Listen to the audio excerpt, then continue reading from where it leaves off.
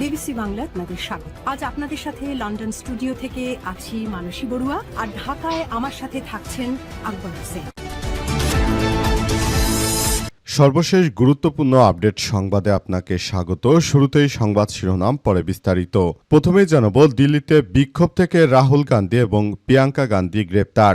ভারতের রাজধানী নয়াদিল্লিতে বিক্ষোভ কর্মসূচির সময় কংগ্রেস নেতা রাহুল গান্ধী এবং প্রিয়াঙ্কা গান্ধী ভাদ্রাসহ দলটির কয়েকজন শীর্ষ নেতাকে আটক করা হয়েছে। মমতা বন্দ্যোপাধ্যায়ও এই ককরোচ জনতা পার্টির সঙ্গে যোগ দিয়েছেন। বিক্ষোভে অংশগ্রহণ করেছেন নরেন্দ্র মোদীর পদত্যাগ চাইছে শিক্ষার্থীরা। ভারতের গণমাধ্যমের খবরে বলা হয়েছে যে সাম্প্রতিক ছাত্র বিক্ষোভে পুলিশের কঠোর পদক্ষেপের পর এবার নরেন্দ্র মোদীর পদত্যাগের দাবিতে এই কর্মসূচির আয়োজন করা হয়েছে। এরপর জানাবো, নারায়ণগঞ্জে জুলাই শহীদ স্মৃতিস্তম্ভে আগুন দিল দুর্বৃত্তরা। নারায়ণগঞ্জ শহরের হাজীগঞ্জ এলাকায় স্থাপিত দেশের প্রথম জুলাই শহীদ স্মৃতিস্তম্ভে আগুন দিয়েছে দুর্বৃত্তরা। আজ 21শে জুলাই ভোরে এমন ঘটনা ঘটে। তবে জুলাই স্মৃতিস্তম্ভ আসলে লোহার তৈরি হয়, সেটিতে আগুন দিলে তেমন কোনো ক্ষতি হয় না। এদিকে এমপিওভুক্ত শিক্ষক, দ্বৈত নাগরিক, ঋণ খেলাপিরা স্থানীয় সরকার নির্বাচনে অংশ নিতে পারবে না বলল ইসি। এমপিওভুক্ত শিক্ষা প্রতিষ্ঠানের শিক্ষক, দ্বৈত নাগরিক, ঋণ খেলাপি এবং খেলাপি ঋণের জামিনদারেরা স্থানীয় সরকার নির্বাচনে প্রার্থী হতে পারবেন না বলে জানিয়েছেন প্রধান নির্বাচন কমিশন ইসি। আজ রাজধানীর আগারগাঁয়ে নির্বাচন ভবনে প্রধান নির্বাচন কমিশনার সিসি এম নাসির উদ্দিনের সভাপতিত্বে কমিশনের একটি বৈঠকে সিদ্ধান্তের কথা জানানো হয়েছে। এবারে জানাবো, ৩.৫ লক্ষ প্রাথমিক শিক্ষার্থীকে উপবৃত্তি দেওয়ার সিদ্ধান্ত নিয়েছে সরকার, বললেন শিক্ষামন্ত্রী মিলন। শিক্ষামন্ত্রী মিলন জানিয়েছেন যে প্রাথমিক শিক্ষার্থীদের স্কুলমুখী করতে ৩.৫ লক্ষ শিশুকে স্কুল ড্রেস দেওয়ার সিদ্ধান্ত নেওয়া হয়েছে। একটি পাইলট প্রকল্পের আওতায় এটি করা হচ্ছে বলে জানিয়েছেন তিনি। এবং সর্বশেষ জানাবো, ইরানের সঙ্গে যুদ্ধে ১০০ মার্কিন সেনা আহত নিশ্চিত করল পেন্টাগন। ইরানের সঙ্গে চলমান যুদ্ধে গত ২ সপ্তাহে ১০০ জনের বেশি মার্কিন সেনা আহত হয়েছে বলে স্বীকৃতি স্বীকার করেছে যুক্তরাষ্ট্রের প্রতিরক্ষা সদর দপ্তর পেন্টাগন। আজ পেন্টাগনের পক্ষ থেকে সব বিষয় নিশ্চিত করা হয়েছে। প্রিয় দর্শক, এতক্ষণ শুনছিলেন সংবাদ শিরোনাম, এবারে বিস্তারিত।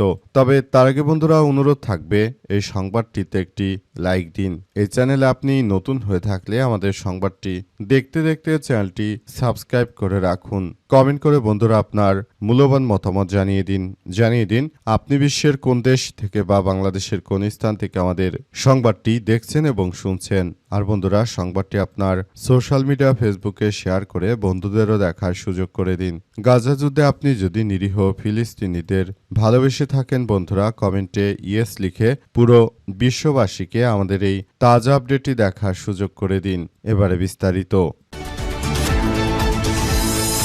দিল্লিতে বিক্ষোভ থেকে রাহুল গান্ধী এবং প্রিয়াঙ্কা গান্ধী গ্রেপ্তার। ভারতের রাজধানী নয়াদিল্লিতে বিক্ষোভ কর্মসূচির সময় কংগ্রেস নেতা রাহুল গান্ধী এবং প্রিয়াঙ্কা গান্ধী ভাদ্রাসহ দলটির কয়েকজন শীর্ষ নেতাকে গ্রেপ্তার করেছে দিল্লি পুলিশ। আজ প্রধানমন্ত্রী নরেন্দ্র মোদী সরকারি বাসভবনের দিকে পদযাত্রা করার সময় পুলিশ তাদের আটক করেছে। কংগ্রেসের ওই কর্মসূচিতে দলটির সভাপতি মল্লিকার্জুন খাড়গে সহ জ্যেষ্ঠ নেতারাও অংশগ্রহণ করেছেন। ভারতীয় গণমাধ্যমের খবরে বলা হয়েছে যে সাম্প্রতিক ছাত্র বিক্ষোভে পুলিশের কঠোর পদক্ষেপের প্রতিবাদে এবং কেন্দ্রীয় সরকারের জবাবদিহি ও প্রধানমন্ত্রী নরেন্দ্র মোদীর পদত্যাগের দাবিতে এই কর্মসূচির আয়োজন করা হয়। বিক্ষোভকারীরা প্রধানমন্ত্রীর বাসভবনের দিকে অগ্রসর হলে পুলিশ তাদের বাধা দেয়। পরে রাহুল গান্ধী, প্রিয়াঙ্কা গান্ধী সহ কয়েকজন বিরোধী দলের নেতাদেরকে আটক করা হয়েছে। এই ঘটনাকে কেন্দ্র করে দিল্লিতে রাজনৈতিক উত্তেজনা আরও বেড়েছে। কংগ্রেসের নেতারা অভিযোগ করেছেন যে শান্তিপূর্ণ কর্মসূচিতে পুলিশ অপ্রয়োজনীয় বল প্রয়োগ করেছে। অন্যদিকে আইন শৃঙ্খলা রক্ষার্থে প্রয়োজনীয় ব্যবস্থা নেওয়া হয়েছে বলে জানিয়েছে দিল্লি পুলিশ। অবস্থায় এখন দিল্লিতে থমথমে অবস্থা বিরাজ করছে। প্রিয়াঙ্কা গান্ধী এবং রাহুল গান্ধী উভয়কেই গ্রেপ্তার করার পর এখন থমথমে অবস্থা বিরাজ করছে। বিশেষ করে ভারতের গুরুত্বপূর্ণ শহরগুলোতে এখন বিক্ষোভ ছড়িয়ে যেতে শুরু করেছে। ভারতের দিল্লি, নাগপুর, কানপুর সহ উত্তর ভারতের বিভিন্ন জায়গায় এখন বিক্ষোভ ছড়িয়ে পড়ার আশঙ্কা করা হচ্ছে। এই বিক্ষোভ থেকেই হয়তো ভারতের অভ্যন্তরীণ রাজনৈতিক বিষয়ে এবার বড় ধরনের কোনো পরিবর্তন আসতে চলেছে। নরেন্দ্র মোদীর পতন হলে কিংবা ভারতের যদি এই সুযোগে ভাঙনের সৃষ্টি হয় তাহলে হয়তো ভারতে নতুন করে স্বাধীনতার ডাক দিতে পারে বিভিন্ন সংগঠন। এর মধ্যে মুসলিমদের বেশ কয়েকটি সংগঠন রয়েছে, তারা নরেন্দ্র মোদীর বিরুদ্ধে গিয়ে এবার জোরালোভাবে কার্যক্রম শুরু করতে পারে বলে এমন তথ্য নিশ্চিত করা হয়েছে। দিল্লিতে অতিরিক্ত পুলিশ মোতায়েন করা হয়েছে। নারায়ণগঞ্জে জুলাই শহীদ স্মৃতিস্তম্ভে আগুন দিল দুর্বৃত্তরা। জেলা পুলিশের অতিরিক্ত পুলিশ সুপার অপরাধ অপারেশনস মোহাম্মদ তারেক আল মেহেদি বলেছেন যে ভোররাতে দুর্বৃত্তরা আগুন দেওয়ার চেষ্টা করেছিল, কোনো ক্ষয়ক্ষতি হয়নি। তবে দুর্বৃত্তদের এখনও শনাক্ত করা যায়নি বলে এ ঘটনার সঙ্গে জড়িতদের শনাক্তের চেষ্টা করা হচ্ছে। আশপাশের সড়কের সিসিটিভি ক্যামেরা চেক করা হচ্ছে। যারা জুলাই স্মৃতিস্তম্ভ পোড়াতে চেয়েছিল তারা অবশ্যই স্বৈরাচারের দোসর বলে জানা গেছে এবং এসব স্বৈরাচারের দোসরদেরকে যে কোনো মূল্যে আইনের আওতায় আনা হবে বলে এমন কথা উল্লেখ করা হয়েছে। আরও বলা হয়েছে যে আগামীতে যারা স্বৈরাচারের দোসর রয়েছে তাদের সবাইকে ধীরে ধীরে আইনের আওতায় নিয়ে আসা হচ্ছে। যারা দেশটাকে একটি বিশৃঙ্খল পরিস্থিতির মধ্যে ঠেলে দিতে চেয়েছিল তাদের বিরুদ্ধে যথাযথভাবে ব্যবস্থা গ্রহণ করা হচ্ছে, যাতে করে ভবিষ্যতে আর কখনোই কেউ এই ধরনের কোনো কার্যক্রম চালাতে না পারে। সেই ব্যাপারগুলো নিয়ে খুব বেশি সতর্ক অবস্থানে রয়েছে বাংলাদেশ পুলিশের সদস্যরা। পুলিশের পক্ষ থেকে আরো বলা হয়েছে যে কোনো মূল্যে সব সন্ত্রাসীদের আটক করে তারপর যথাযথ ব্যবস্থা গ্রহণ করা হচ্ছে, যাতে করে ভবিষ্যতে দেশের অভ্যন্তরে কেউ যেন এই ধরনের কোনো ঘটনার না ঘটাতে পারে সেটি নিয়ে পুলিশের সদস্যরা তৎপরতা চালাতে শুরু করেছে। বাংলাদেশ এই মুহূর্তে যেহেতু স্বৈরাচার শেখ হাসিনার কোনো অস্তিত্ব নেই, সুতরাং তার দলের নেতৃত্ববৃন্দরা এই মুহূর্তে বাংলাদেশকে অস্থিতিশীল করার অপচেষ্টা করছে বলে বিএনপির পক্ষ থেকে দাবি করা হয়েছে। অবস্থায় জুলাই স্মৃতিস্তম্ভের মতো গুরুত্বপূর্ণ স্থাপনাগুলো গুড়িয়ে দেওয়ার যে অপচেষ্টা চালাচ্ছে সেটি অবশ্যই রুখে দিতে হবে। এমপিভুক্ত শিক্ষক, দ্বৈত নাগরিক, ঋণখেলাপিরা স্থানীয় সরকার নির্বাচনে অংশ নিতে পারবে না বলল ইসি। এমপিভুক্ত যারা শিক্ষা প্রতিষ্ঠানে শিক্ষক রয়েছেন, যারা দ্বৈত নাগরিক রয়েছেন, ঋণখেলাপি রয়েছেন এবং খেলাপি ঋণের জামিনদারেরা স্থানীয় সরকার নির্বাচনে প্রার্থী হতে পারবেন না বলে জানিয়েছে নির্বাচন কমিশন। ইসি আজ রাজধানীর আগারগাঁওয়ে নির্বাচন ভবনে প্রধান নির্বাচন কমিশনার সিসিএএমএম নাসির উদ্দিনের সভাপতিত্বে কমিশনের একটি বৈঠকে সিদ্ধান্ত গ্রহণ করা হয়েছে। ইসির জনসংযোগ শাখার সহকারী পরিচালক আসাদুল হক এই তথ্য জানিয়েছেন।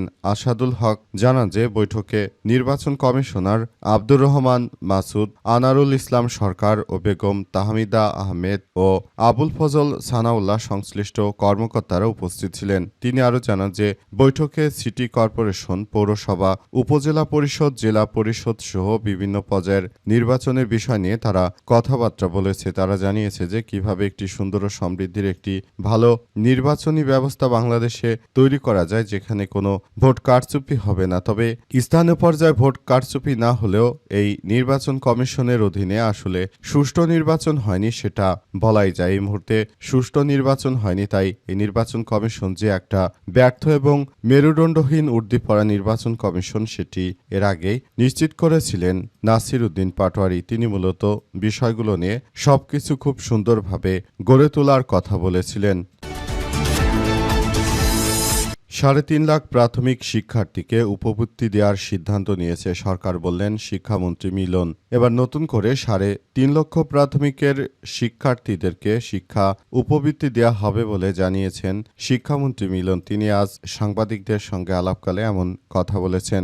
শিক্ষামন্ত্রী মিলনের কথার উপর ভরসা রেখে অনেকেই বলাবলি করতে শুরু করেছে যে এখন থেকে আমাদের ছেলে মেয়েদেরকে যেহেতু মাসে মাসে স্কুল থেকে টাকা দিবে, তাই অনেকেই তাদের বাচ্চাদেরকে স্কুলে পাঠানোর সিদ্ধান্ত গ্রহণ করবে এবং যেসব শিক্ষকরা দীর্ঘদিন ধরে ঢাকার মতো বাণিজ্যিক শহরগুলোতে রয়েছেন তাদেরকে আসলে ওই শহর থেকে গ্রামে পাঠিয়ে গ্রামের শিক্ষার মানকে আরো ভালো করার চেষ্টা চালানো হচ্ছে বলে এমন কথাই জানিয়েছেন শিক্ষামন্ত্রী। তিনি এছাড়াও জানিয়েছেন যে সবাইকে বলতে চাই, এবার সুন্দর করে একটি ভালো কার্যক্রম তৈরি করে তারপর পুরো বিষয়গুলো নিয়ে সবাইকে খুব সুন্দরভাবে কার্যক্রম চালিয়ে যেতে হবে এবং সবকিছু আসলে যার যার জায়গা থেকে এই পরিস্থিতি খুব সুন্দরভাবে গড়ে তোলার মধ্য দিয়ে আসলে এগিয়ে যেতে হবে। এই ধরনের কার্যক্রম থেকে আসলে ভবিষ্যতে যেন আরো বড় ধরনের কোনো সমস্যার সৃষ্টি না হয় শিক্ষা নিয়ে, সেটি নিয়েও কাজ করছেন তিনি। ইতিমধ্যেই বিষয়গুলো নিয়ে সবাইকে আরো বেশি কার্যকর ভূমিকা পালন করার জন্য আসলে বলা হচ্ছে।